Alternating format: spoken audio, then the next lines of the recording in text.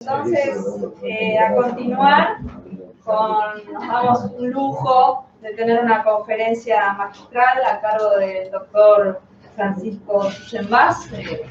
La mayoría de ustedes, me imagino todos lo conocen, pero nos honramos en repasar un poquito su currículum. El doctor es doctor honoris causa de la Universidad de San Pablo de Tucumán, es doctor en Derecho y Ciencias Sociales por la Universidad Nacional de Córdoba, profesor titular del plenario de Derecho Concursal también por la misma universidad, profesor de Derecho de Consumo. No, doctor, puedo seguir, tengo mucho más. Pero bueno, lo importante también que quería destacar que, por eso me hablaba tanto del Ministerio Público, ex fiscal también por la provincia de Córdoba. Ahí está mi corazón. Por eso. Mira que si después concursar, lo quedó ahí. Exactamente, también ex juez concursal de la ciudad de Córdoba, así que bueno, le agradecemos mucho porque viene de la provincia, como muchos de ustedes también, que nos honra poder hacer este debate federal. Le damos la palabra, doctor. Bueno, muchísimas gracias.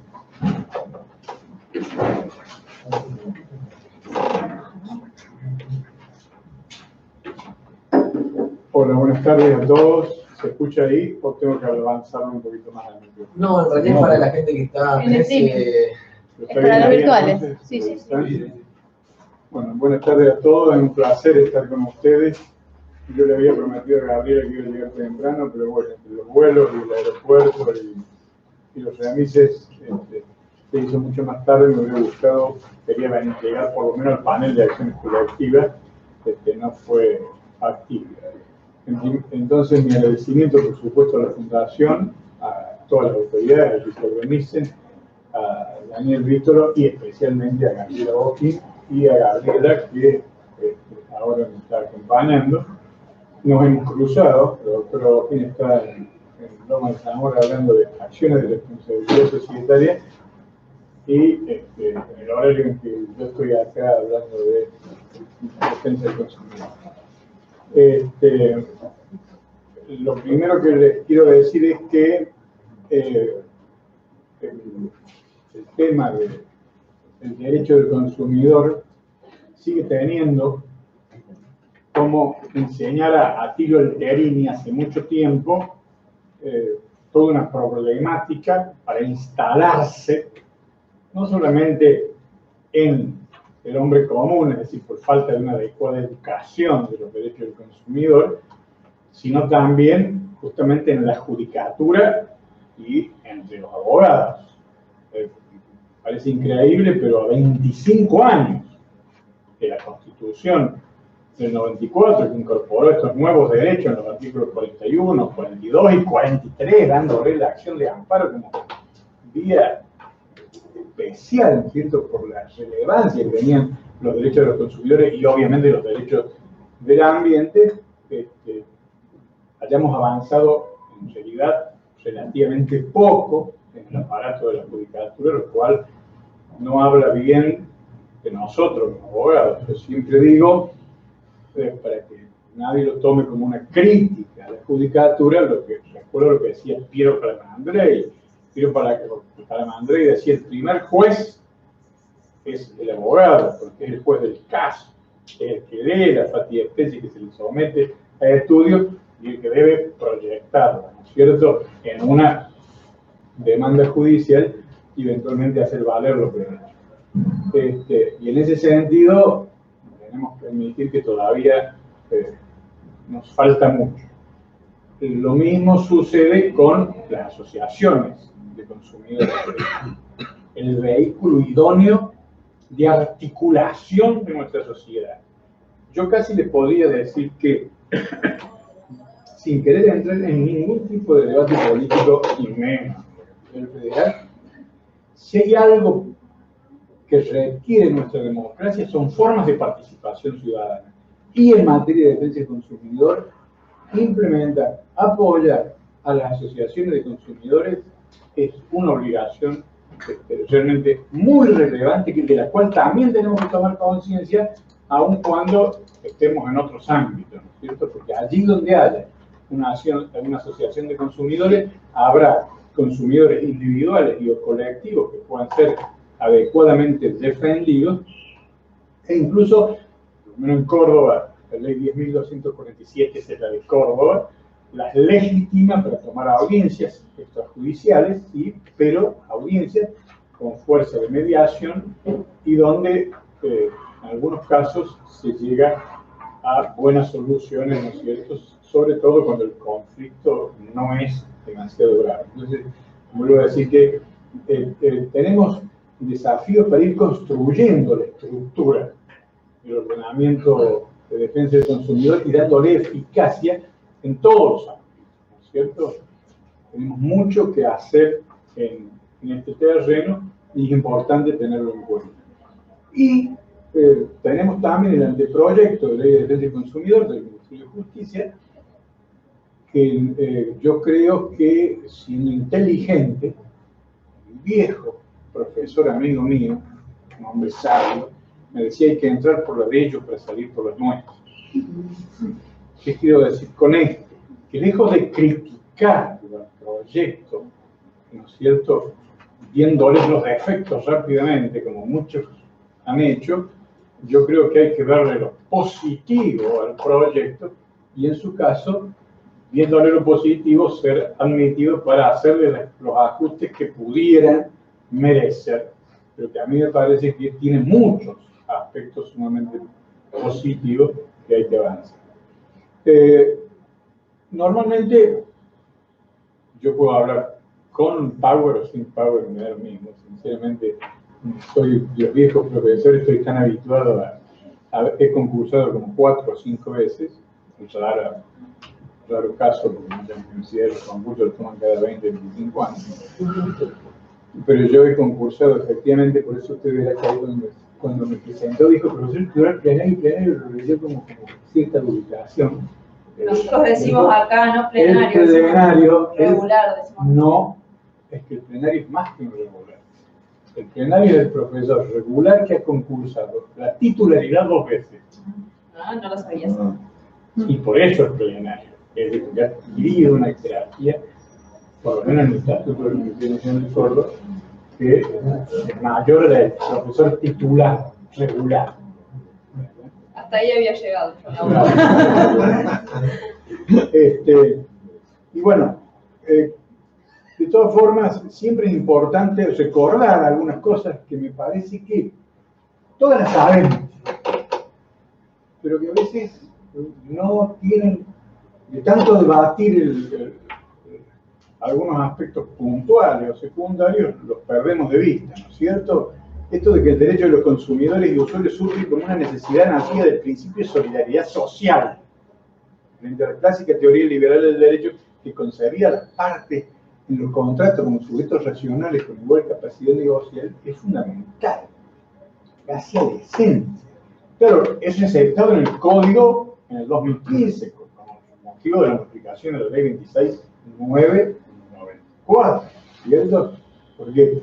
Porque hoy el viejo contractualismo del 1137 ha sido desplazado por la tríada contractual que todos conocemos y que, sin embargo, parece que no termináramos de asimilar.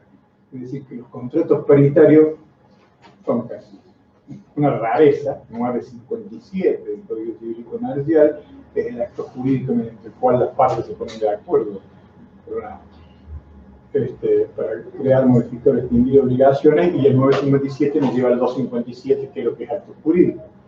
Después vienen los contratos con cláusulas predispuestas, que están en el 984 y siguientes, y que en el 988 tienen las cláusulas abusivas, lo cual demuestra, ¿no es cierto?, que ya en los contratos con cláusulas predispuestas, obviamente, o contratos de adhesión, hay una parte predisponente, prevalente, que impone condiciones.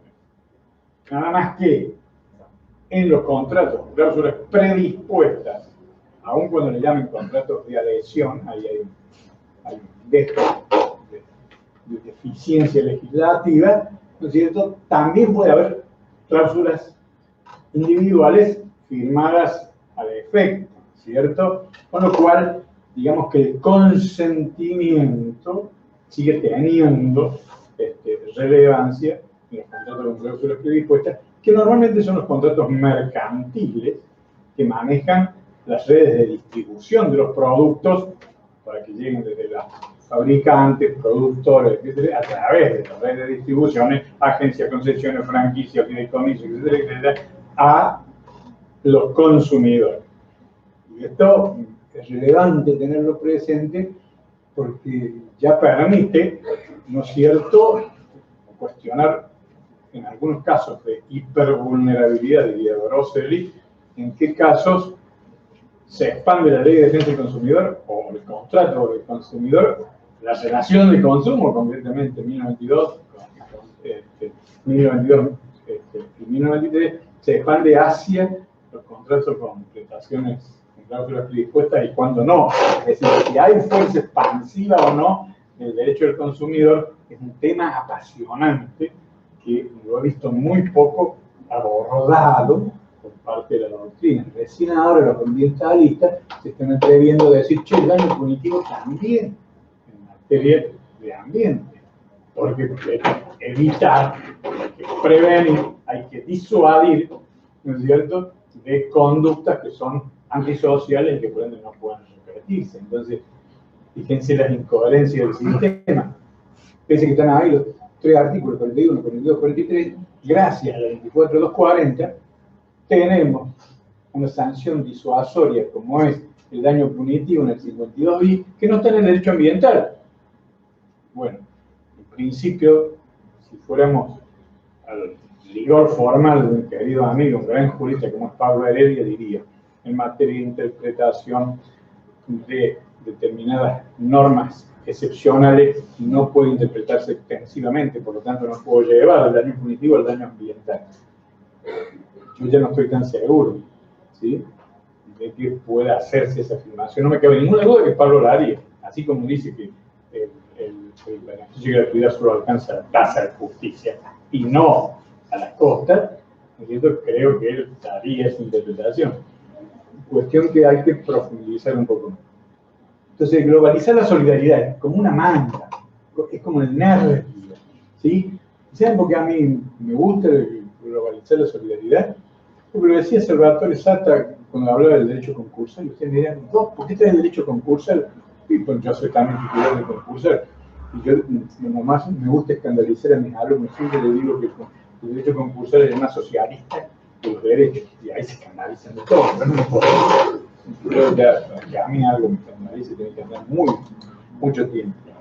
Y fíjense ustedes que Mosito Urraspe trae una definición que yo les rescato cada vez que puedo, porque es genial.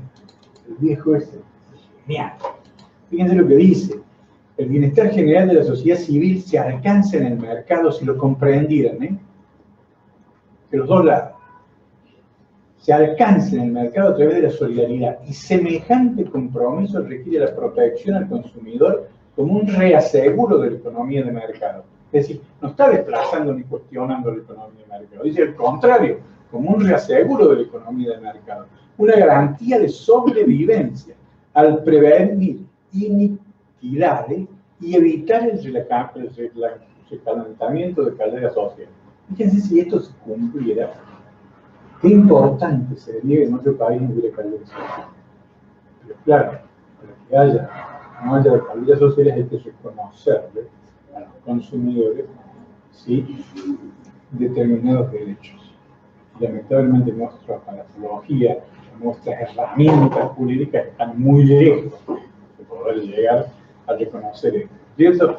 Y entonces va a decir Mosito Urraspe que el derecho del consumidor es el ordenamiento jurídico de las necesidades.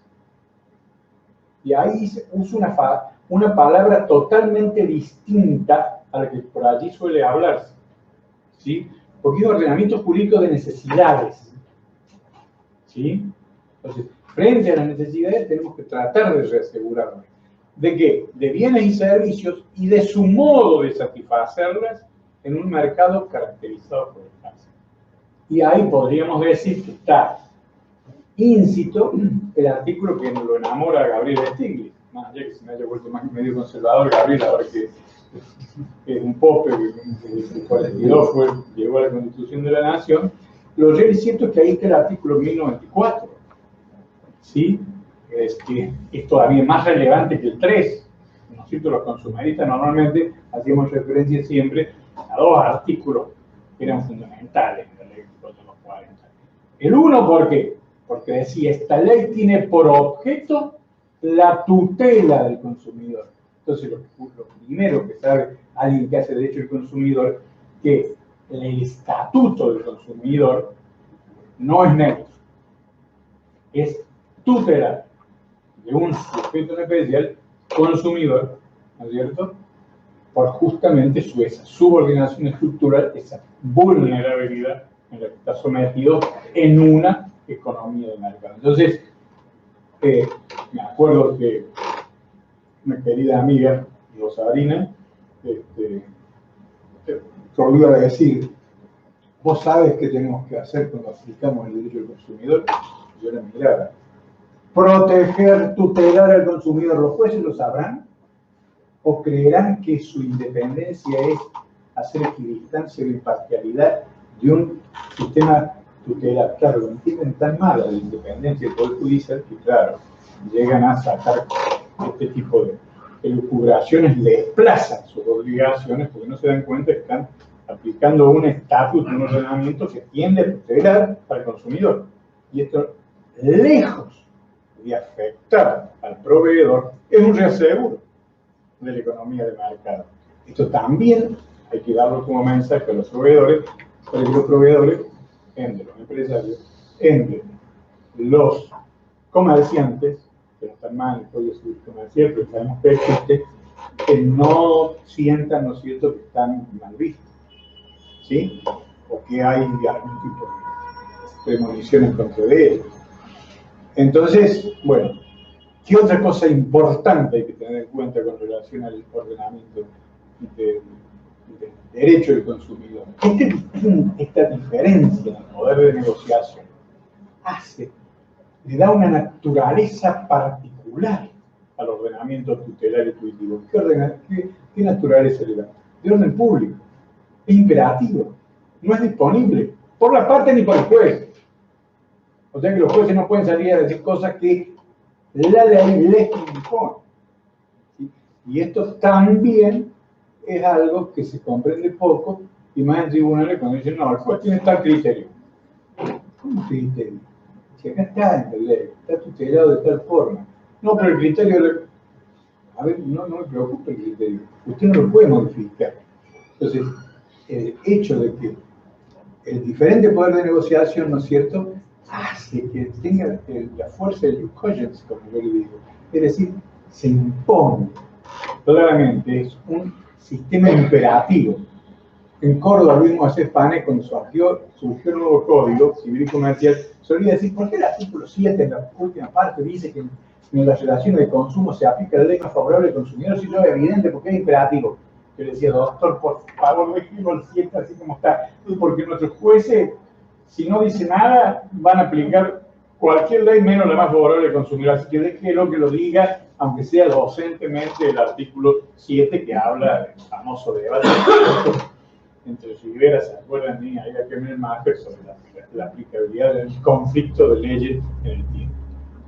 Entonces, me parece que estas cosas hay que recordar. Bueno, la manda constitucionalizada ni me voy a demorar, porque indudablemente en la relación de consumo, ese es el quid, la relación de consumo. Cuando hay relación de consumo, está tutelada en el artículo 42, y como dijo la Corte, en uno de los fallos para mí más sensible, más importante, si mi memoria no me sigue la siguiente, Pade contra Van Boston, ¿sí? Cuando había una comisión administrativa que estaban cobrando sin haberle visado, y la Sala A de la Cámara Nacional de Comercio, ratificando el fallo fue de primera instancia, rechaza la demanda de clase diciendo no, que ustedes lo han consentido, han renunciado, y ahí la Corte se alza y dice la tutela del consumidor es algo importantísimo, constitucionalizada y supralegal.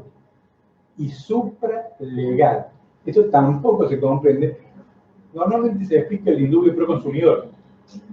Rápidamente vamos al artículo 3 o al 1094 y decimos, acá está el indubio pro consumidor. Pero está antes. En el artículo 1094, si uno lo lee detenidamente, dice que las relaciones de consumo se deben aplicar la normativa a favor del consumidor. Una cosa es la aplicación y otra cosa es la interpretación. Son dos nociones conceptuales diferenciales. Quiere decir que yo tengo que construir la pirámide del artículo 31 de la Carta Magna, dándole el valor supralegal a la normativa del consumidor. Si esto también se comprendiera bien, ¿no es cierto?, se hubiese avanzado más en este terreno. Y esto me parece que lamentablemente todavía estamos muy a mitad del camino, salvo fallos muy caminados, como puede ser el auto plenario convocado, digan que era por un problema de competencia, así que ahí Pablo Heredia dio una clase de títulos de crédito, incluso que realmente el voto de Heredia en esa causa es una lección sobre lo que son los títulos de crédito, pero bueno, todos los camaristas siguen diciendo cualquier cosa a veces. Gracias a Dios las cámaras nacionales de comercio han ido avanzando. Pero bueno, volviendo a esta tutela constitucional, fíjense ustedes que la protección de la salud nos abre al mundo enorme, ¿no es cierto? De lo que es la ley del paciente y todas las leyes que tutelan la salud. Es una verdadera especialidad hoy en día, y sin embargo son relaciones de consumo. Sin embargo, cuando ustedes van al fallo, normalmente no se cita que hay una relación de consumo. Sin embargo, eso le daría una fuerza adicional a las soluciones que se llegan. Se llega por el Pacto de San José de Costa Rica, por la Convención de Derechos del Niño, por la tutela de los discapacitados, por la tutela, por la ley del paciente, por el, entonces, que establece el PMO, por una serie de normas especiales. Digo, pero si en todos los casos hay relación de consumo, a ver. Sin embargo, cuesta entender, o cuesta al menos que los jueces hagan la correcta subsunción legal. Hablan mucho de derecho procesal. Cuando vamos a las clases de procesal siguen subscribiendo qué es lo que es la subsunción legal, es decir,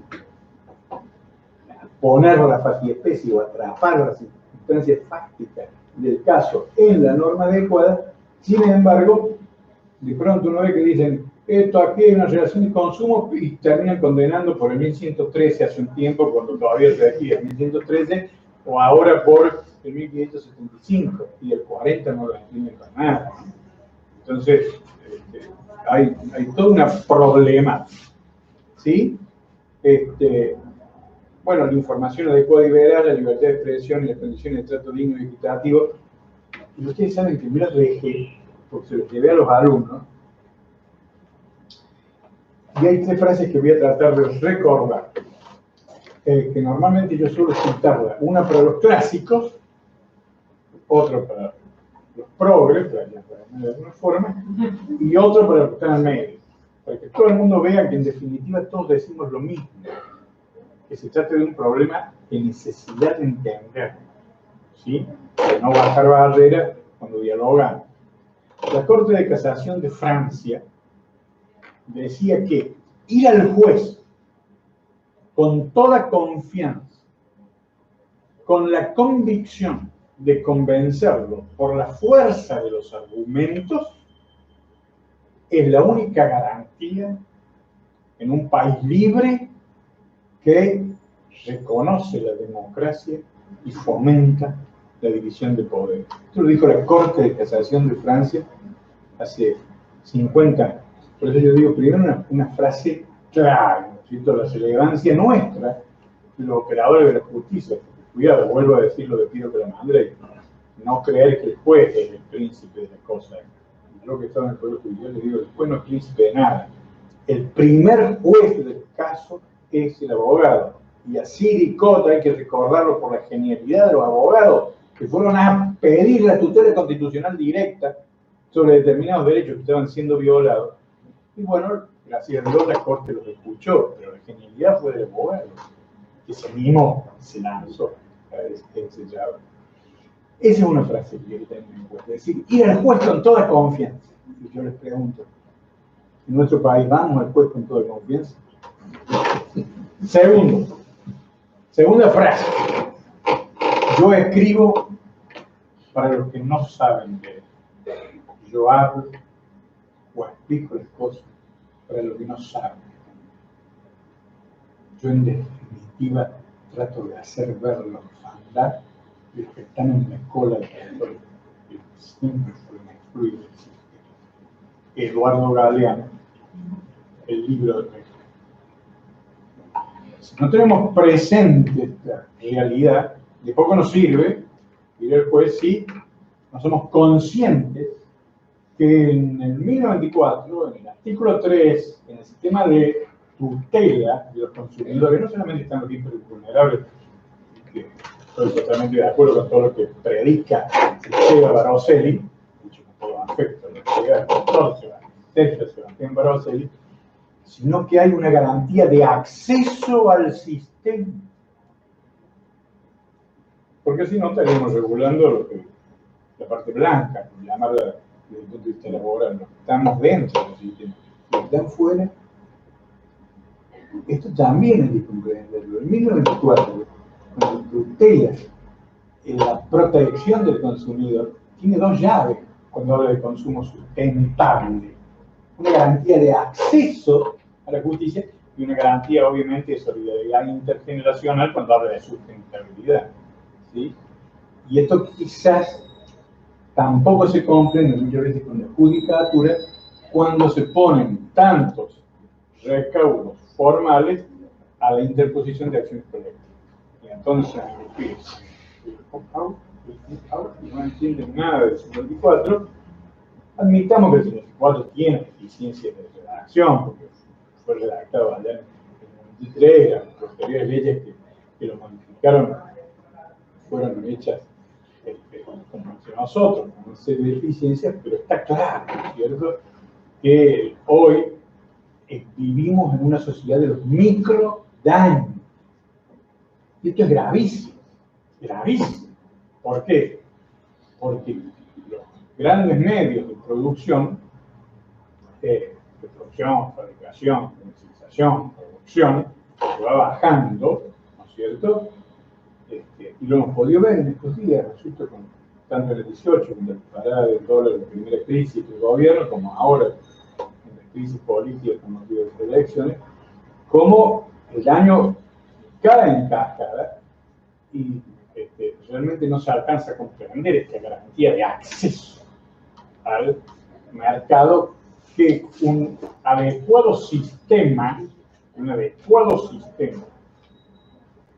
que aplicara el derecho del consumidor en la noción de mositurra y con el instrumental, con las herramientas que ahora tenemos, no pido herramientas, nuevas herramientas, obviamente que siempre es mejor, el anteproyecto con todas sus deficiencias es mejor que la ley 24240, pero esto no quiere decir que no tengamos ya elementos para defenderlo.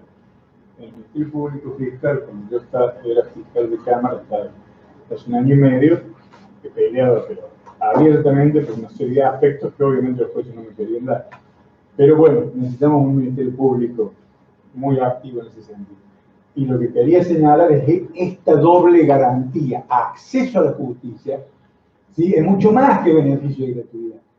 Acceso a la justicia implica que el débil, el que no puede, el que se cola, el que no tiene espaldas ni siquiera pedir un juicio, todos sabemos muy bien, miren, los porcentajes, en Córdoba al menos, se han hecho algunas estadísticas con el doctor Andrés Orizate, director de Defensa del Consumidor, y de 100 denuncias que estaban contactadas, las que quedaban en la Dirección de Defensa del Consumidor, las que se judicializaban era el 20%, y las que llegaban a sentencias, el 5%. Y fíjense que ya había habido 100 denuncias. Piensen ustedes todo lo que queda en el camino. El hombre más sencillo, los hombres, mujeres, ¿cierto?, obviamente queda en el camino, está quedando en el camino, y esa es falta de conciencia. Y por último, les tiro la tercera frase, para estar bien al medio.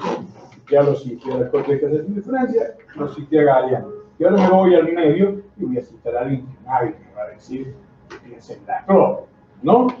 Que es el doctor Roberto Vázquez Ferreira. Roberto Vázquez Ferreira, que es uno de los miembros redactores de esto, pero tiene un artículo muy bueno sobre que se llama El trato digno a los consumidores, publicado por la ley, donde dice que escribo, dice, para todos aquellos consumidores que diario a diario ven la denigración de sus derechos y la falta de respeto que se les tiene. Y con que vayamos a hacer un trámite en un banco, con que vayamos a hacer un trámite en una concesionaria, con que vayamos a hacer trámite en cualquier tipo de empresa, damos cuenta que es absolutamente cierto. Si un problema tiene el derecho del consumidor, si ustedes quieren como contrapartida del brasileño, es que no se aplique en la realidad. Ortega y Gasset, cuando le dicen qué tipo de derechos hay, bueno, filósofo del derecho, obviamente, ¿no es cierto? El gran Ortega y Gasset decía que lo importante no es el derecho escrito, no es ni siquiera la teoría que hacen los profesores en la facultad. Lo importante es el derecho vivo, es decir, lo que realmente existe. Bueno, la pregunta que nos tenemos que hacer, desde el punto de vista del derecho del consumidor, ¿cuánto existe todo esto que nosotros discutimos y debatimos? Claro, unos cuantos fallos de recorte, ¿cuánto existe en la realidad? Y vamos a ver qué porcentaje no hay estudios.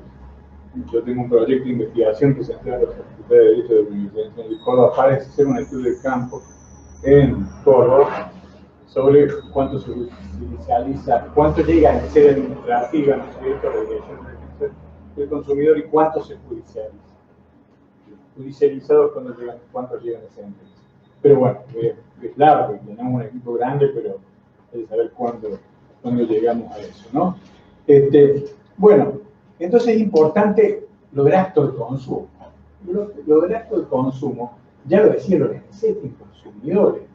Y fíjense ustedes que lo toman genialmente, tanto que lo critican por ahí a unos amigos míos, el anteproyecto. Porque el anteproyecto del artículo 1 dice: la relación de consumo es el vínculo jurídico entre un proveedor y un consumidor. Eso ya lo sabemos, ¿no es cierto? Está ya que te he dicho, tanto en la ley 2440 como en el Código Civil y Comercial. Pero agrega algo muy importante, que no termina de surgir ni de la 24240 ni del Código Civil y Comercial. Tiene como fuente un hecho o un acto jurídico unilateral o bilateral, una práctica o una técnica del mercado. Entonces, allí avanza. Entonces nos queda claro, ¿no es cierto?, que no está llegando el contrato de consumo, cuanto que la relación de consumo y cómo puede surgir. Y para mayor claridad, para que los jueces no se le animan, dice: puede resultar de la tipificación legal de la voluntad individual, plural, y puede inferirse, obviamente, a través de la interpretación judicial. Es lo que cuesta tanto que a veces se haga con uno intenta iniciar una demanda individual que empiezan a debatirse en relación de consumo, una relación de consumo, y mucho más si hay una relación si hay una causa plural. Y avanza mucho también el proyecto, vamos a decirlo, en la categoría de consumidores. No voy a leerles la categoría de consumidor directo, que ya saben de memoria, que adquiere, utiliza, como destinatario final. Entonces está el elemento objetivo, la subordinación estructural, el elemento subjetivo, el destino final para el grupo familiar o social, el equiparado, el conexo, el indirecto, que igual los sobrinos, cuando estamos en la parte de los accidentes de choque, dicen: no, pero es un indirecto. Bueno, después ese debate tan interesante, igual no le pone tanta fuerza, tanta gana, aclara mucho lo del... Es cierto que la 26994 nos volvió atrás con el esfuerzo, pero avanza, no avanza en plenitud como era la ley 26361, pero avanza. Entonces, en la vida será porque yo ya tengo muchas ganas, a ver, fuertes, tengo muchas más que vos, incluso. Me doy por conforme si se aceptara este criterio. Las reglas sobre información, fíjense todo lo que significa eso. Sobre publicidad, 8 bits, 1100, 1101. Sobre prácticas abusivas, y le agrega y seguridad, son aplicables a quien se encuentre expuesto a una situación de conflicto. Entonces, si bien no lo introduce el expuesto en plenitud, virtualmente todas estas reglas, virtualmente lo superan a la respuesta. Entonces, hay que leer los proyectos, como yo digo, viéndoles los aspectos positivos, y después podemos, en alguna otra oportunidad, criticarle todas las deficiencias que puede tener, ¿cierto?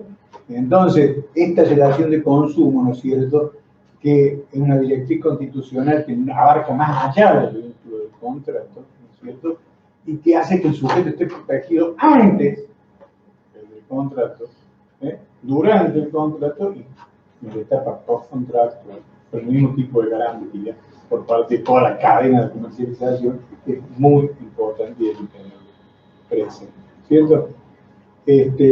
Bueno, aquí hablo, se lo dejo a la Filmina porque acá habla de los dos elementos que hemos comentado, el elemento objetivo de la vulnerabilidad y el subjetivo del destino final. Daniel Pizarro, por ejemplo, que ahora que está con Rivera se ha vuelto conservador, dicho con todo cariño, porque lo quiero mucho, Daniel Pizarro es coterráneo mío en la Facultad de Derecho de Córdoba, ¿no es cierto? Se casa con el destino final y ahí se queda, ¿no es cierto? ¿Por qué? Porque la mera vulnerabilidad él dice que no permite aplicar el estatuto del consumidor y que hay que ir a los contratos con los colectivos. Todo un tema ahí, que va a dar quedaría mucho que hablar, ¿no es cierto? La vulnerabilidad del consumidor, ¿no es cierto?, es patente, ¿no es cierto?, porque las estructuras son impersonales. Fíjense ustedes que hoy, ¿quién no tiene un cable? Pero hay televisión, o Wi-Fi, en su casa. O algunos dirán, bueno, yo no tengo cable, tengo tal o cual sistema. Pero lo real es cierto que las estructuras son impersonales, porque a uno le llega un mail de pronto diciendo, ¿está de acuerdo con la facturación? ¿Qué tiene que opinar? Pero uno tiene que opinar sobre el mail que ellos mandaron, porque no hay forma de contestarle, no hay forma de comunicarse personalmente, sino hay que ir a un 0800. Y en 0800 aparece la máquina, si quiere tal cosa, el 1, el 2, el 3, el 4, después de uno tiene el 1, el 2 o el 3, tiene que ir de nuevo al 1, 2, 3, según sea, y en definitiva termina contestando una persona al final que tiene un discurso hecho, ¿no es cierto? Entonces, esto está muy mal. ¿Por qué? Porque ahí ya está violado el trato digno. Ahí ya está violado el trato digno. Y todo consumidor merece ser atendido en forma personal y no a través de estos sistemas. Sin embargo, estos sistemas se vienen imponiendo cada vez más. Y nadie dice nada. ¿Y por qué me preocupa a mí? Porque yo no solo puedo ver el fallo, la jurisprudencia, el caso tal cual, que es muy apasionante, nos pasamos discutiendo sobre esto, sobre aquello, pero ¿qué es lo que pasa en la realidad operativa? ¿Sí? Y ahí es donde yo quiero directores de defensa del consumidor que, como decía el Corte, en este ley de Estrada, sean independientes y traten de hacerlo realidad, cosa que estamos muy lejos que suceda todavía. Entonces, hay muchos ámbitos del derecho del consumidor que todavía no hemos abordado. ¿Se dan cuenta?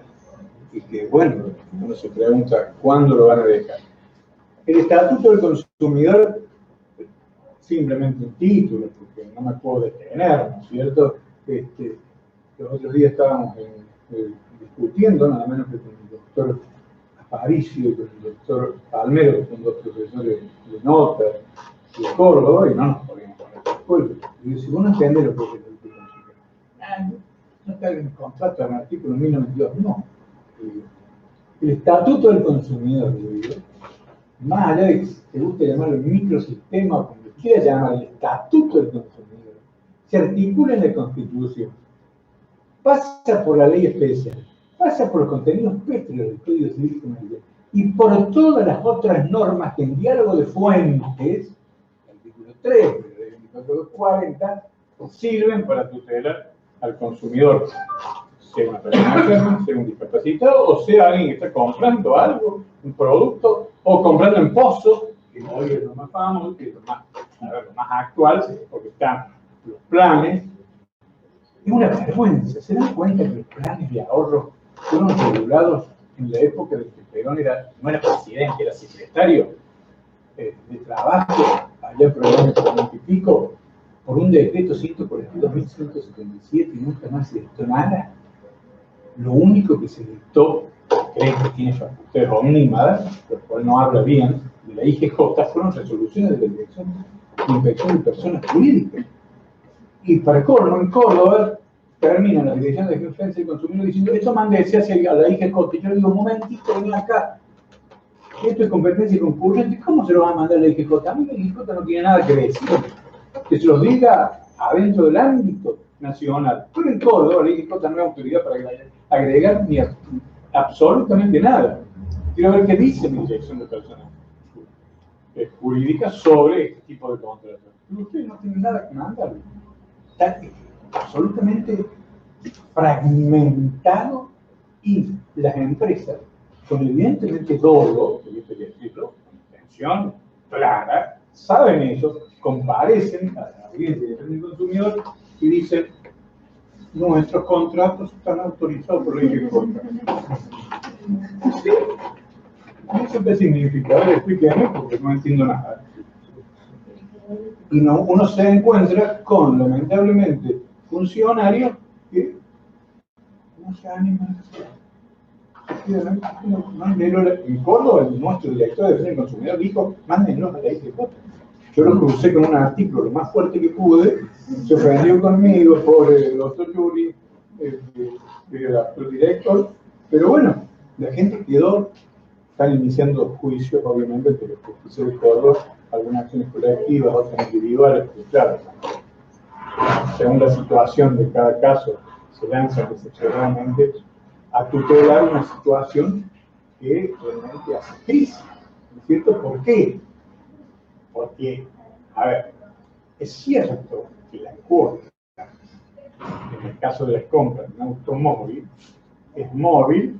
Yo estoy comprando de contado, lo supone 85 cuotas. De contado, yo cada vez que pago el coche, ¿no es cierto? O dos. En realidad uno se sortea y el otro se adjudica según. Pero están recibiendo la plata de contado, por anticipado. A ver, ¿qué es lo que no entendimos, ¿no es cierto?, de cómo debía funcionar el sistema? Obviamente que las empresas lo hacen adrede, y todo esto trae toda una situación sumamente compleja, justamente porque si yo quiero una acción colectiva, me decía: oye, usted tiene representación adecuada, ¿cuál es su colectivo? Cuando estoy en un plan de ahorro, yo varias veces me he preguntado, porque ya no estoy como fiscal, pero me he preguntado: ¿cómo individualizo la clase? ¿Por modelo? ¿Por empresa? Es decir, rombo, sociedad, régimen determinado. No, por empresa no, porque yo tengo los planes de 85, tengo planes de 60, tengo un modelo con estas características, otro modelo. La individualización de clases se vuelve un tema mucho más complejo de lo que parece en esos casos. Y tenemos poca gimnasia, y uno como abogado, ahora que estoy del otro lado, no litigo todavía, porque no es como acá. Acá los jueces se pueden jubilar, al otro día ya litigan. Nosotros tenemos un bloqueo de 3 años, así que no podemos litigar. Pero realmente uno ve con cierta preocupación que la integración de la clase es toda una cuestión en ese tema de los. Y bueno, y en los UBA, tienen que decir una cosa: hay una norma abiertamente inconstitucional y nadie se animó a decir nada. Los UBA pueden ajustar el capital por ser. Ahora se dice que van a hacer un CBS, querían hacer una modificación, porque la ley 27.271, tomen nota, la ley 27.271 los eximió del régimen general del Código Civil y Comercial, que establece la nominatividad de las obligaciones de dar sumas de dinero y que no puedan ser indexadas. Una norma especial a favor de los bancos, que prestaran por uno. a mí me hace ruido fuertemente. Nadie hasta ahora he visto que le haya tirado tan directamente. Para mí, la 2271 es abiertamente inconstitucional. Pero bueno, claro, entiendo peor el sistema UBA que el sistema francés. Porque en el fondo yo sigo debiendo capital, o se asemeja mucho al sistema francés. Pero bueno, todo un tema para estudiar y analizar. Por eso yo digo el estatuto del consumidor. Tiene un alcance y una vigencia realmente mucho más importante. Y lo que yo le decía a Patricio, disculpame, yo respeto mucho el Código Civil y Comercial, lo enseño porque la idea es derecho comercial, no el derecho civil, o sea, correcto, entonces lo decía a propósito para leerlo, pero lo real y cierto es que el estatuto del consumidor va mucho más allá, no solamente la norma especial, sino que también abarca, ¿no es cierto?, todas otras situaciones y la tutela administrativa también. Bueno, el orden público consumerista, podríamos hablar tanto, ¿no es cierto?, se mantiene, el 65 lo va a reiterar. En el artículo 5, el anteproyecto tiene algo muy valioso, que hasta ahora no hemos logrado en materia de derecho del consumo. ¿Saben qué es lo más valioso que tiene? Que articula cuáles son los principios a la luz de los cuales hay que interpretar la normativa. Entonces, al menos como valor doctrinario, yo lo asumo, porque el artículo 5 me va a decir que tengo que respetar el principio de progresividad y no regresión. Fíjense, es importante si lo hubiésemos tenido claro con la ley 26.361. Bueno, pero por lo menos lo trae. Luego va a hablar del principio de orden, del principio de acceso al mercado, que nos da de la mano con la ley de lealtad comercial, que ustedes quieren 2019, que deroga la ley 22.802 y que incorpora un nuevo régimen de lealtad comercial. El principio de consumo sustentable, que implica la protección ambiental y en particular el consumo y la producción sustentable en función de las necesidades de las generaciones presentes y futuras. El principio de protección especial para situaciones de hipervulnerabilidad. ¿Sí? Y entonces acá, siempre que escucho el CEO de Rosselli hablar de hipervulnerabilidad, hay una cosa nueva. Y es que por la vía de la hipervulnerabilidad dejemos al consumidor común sin tu. Y lamentablemente, vamos a ser honestos, es mucho más fácil cuando hay hipervulnerabilidad que cuando están frente a un consumidor cualquiera. ¿Sí? Principio de respeto de la dignidad de la persona humana. Bueno, señores, vayamos a hacer cola a cualquier lado. No nos respetan para nada. Se van cuando quieren y vienen cuando quieren. Hasta en un supermercado. De pronto vamos a un supermercado, hay 4 cajas, 6 cajas, 8 cajas y de pronto me cola larguísima. ¿Por qué? Porque... Y lo más importante, porque hace un rato estaban hablando ustedes de la acción preventiva del 1710 al 1714, ¿sí? Que no sé quién se le ocurre que tiene que ir por vía ordinaria.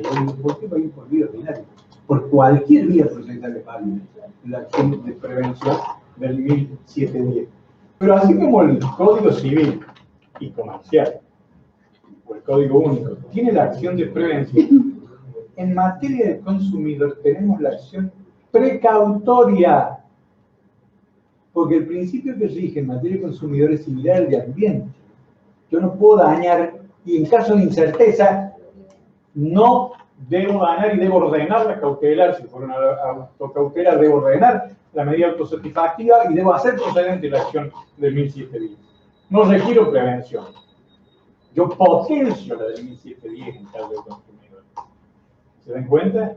¿Por qué? Porque rige el principio de precaución. De lo contrario, ¿no es cierto?, las conductas dañosas se expanden, de hecho, se expanden permanentemente.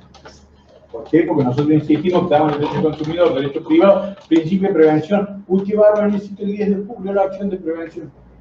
Y la acción de prevención, momento, acción de prevención y precaución.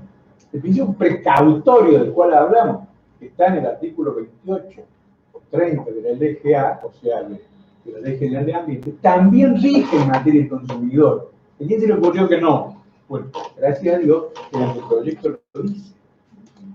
Entonces de pronto tenemos nada menos que a un cúmulo de juristas de primera nota que han hecho un anteproyecto desde el gobierno de Mauricio Macri, o sea, ninguna sospecha de que tenga ningún tinte extraño, ¿no es cierto?, que habla del principio de precaución. El Estado y los proveedores deben actuar precautoriamente en las situaciones de controversia científica probada y en general frente a la incertidumbre científica fundada respecto de la existencia de una amenaza derivada de un bien o servicio, adoptando las medidas eficaces para evitar el daño a los consumidores. Entonces, no es que hay que decir, hay que tirarlo porque eliminó el daño punitivo, como por ahí lo escuché decirlo a Fernando China, que me mandó varios mails y dicho, Fernando, bajate de la moto. Bajate de la moto. Que tiene muchos adelantos importantes el proyecto y, bueno, los ajustes que haya que hacer. No, pero es que la responsabilidad no solidaria es concurrente. ¿Y por qué no va a estudiar la obligación concurrente y la obligación solidaria? Y va a ver que son casi los mismos. Yo puedo exigir el mismo objeto a todos los que convergen, simplemente requiere que hay causas distintas, con lo que facilita la acción de repetición entre ellos. Pero frente al consumidor la situación es la misma. Entonces no hagamos historia donde no hay historia. No critiquemos donde la crítica, a mí me puede gustar más la solidaridad, yo considero que puede gustarle a parte de la doctrina más la solidaridad, pero la concurrencia no desmejora el sistema frente al consumidor. ¿Sí? Es decir, un problema entre los mismos proveedores de esa situación. Y bueno, la dignidad del consumidor es que hemos estado hablando, el epicentro de la persona humana, y los principios o ejes del estatuto, que es un poco lo que es el gran desafío que se vuelvan realidad, ¿no es cierto? Como ven acá, esto es una síntesis de lo que yo he venido diciendo, ¿sí? Aun cuando la Filmina comete el mismo error, no sé para qué estaba hablando yo, de mí mismo, voy a tener que autocorregir, censurar el principio indubio pro consumidor, el principio de protección al consumidor, el indubio pro consumidor del artículo 3, el 1094, el 1095, la obligación de informar, la obligación de seguridad, el trato digno y equitativo del 8 bis 1097, y ahí va algo que también hay que enseñar y hay que explicar. Las reglas procesales básicas forman parte de los principios del estatuto del consumidor. Lo sabemos lo que hacen los derechos del consumidor. Porque si a mí no me dan el camino, la herramienta para hacer valer la legislación sustantiva, de poco me sirve hablar de principios protectores, sustentabilidad, no regresividad, buena fe, prohibición de abuso de derecho, de dignidad, información, de seguridad, si no tengo el camino procesal abierto. Y esto con toda inteligencia, el sistema no lo había. Solamente en la acción individual, que es más sencillo, porque depende del afectado, y donde entonces el Ministerio Público irá como fiscal de la ley, pero las acciones colectivas, donde las asociaciones de consumidores deben avanzar, las limitaciones que tienen las asociaciones, los mismos subas y bajas de su propia vida, porque no se pueden mantener. La realidad, cuando uno camina en la calle, que las personas de consumidores hacen esfuerzos liberales porque no tienen fondo. No le pueden cobrar al consumidor porque el servicio es gratuito. A ver cómo hacemos para motorizarlas y para darles fuerza, ¿no es cierto? Esta es una realidad. Y sin embargo, yo en Córdoba he podido asistir en los últimos tiempos a estas audiencias, que están perfectamente limitadas en la ley cordobesa de 10.247, y sin embargo, cada día se achican. Estaban en tal lugar gracioso, pero los lugares físicos, los mismos chicos que son los abogados que las han motorizado a las asociaciones, se van quedando sin recursos para mantenerlas. Y también para, por ejemplo, si yo les digo, bueno, los necesito de ustedes para que me vengan a ayudar en una... ¿Cuántos? ¿De qué manera? ¿Cómo? ¿Se dan cuenta? O sea que es toda una problemática que hay que reanalizar, la de las asociaciones de consumidores. Porque no solamente se trata de la función judicial, sino de permitirles que subsistan. Y con esto no estoy queriendo decir que cobren honorario al consumidor, pero hay que rearticularlas de alguna forma para que puedan seguir cumpliendo su función. ¿Cierto? Bueno, Estamos bien. Entonces,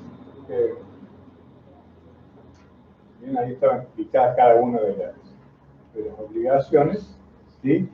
Le había hecho un estatuto al proveedor para que quedara adecuadamente claro, y el acceso a la justicia, que es lo último que le había explicado. Y ¿qué quiero señalar como para terminar? ¿Cierto? Se ha hecho mucho camino. No voy a cuestionar, porque si no, Gabriela Tigri siempre se me enoja, me dice, oh, siempre, viendo el pelo en el lecho. Se ha hecho mucho camino. Era que yo, como integrante del Ministerio Público Fiscal, creo que hay mucho más por hacer, pero hay que hacerlo en todos los ámbitos, no solo en el ámbito jurídico. Todo el ordenamiento administrativo es fundamental. Las autoridades de control son esenciales, ¿no? Y bueno, no se trata solo de un proyecto de acción colectiva. ¿Por qué? Porque el consumidor de a pie necesita ser respetado. Y para ser respetado en su trato digno, necesita que alguien lo reciba, lo escuche y lo siga alrededor y diga, siéntese aquí. Y tenga la fuerza para decirle, siéntese aquí y atiéndalo como corresponde. Hay mucho que hacer en un largo camino. Como yo siempre digo, sigamos avanzando para ver si podemos hacer realidad aquello de Galeano, de que dejen de ser ninguneados y pasen a ser escuchados. Bueno, nada más y muchas gracias.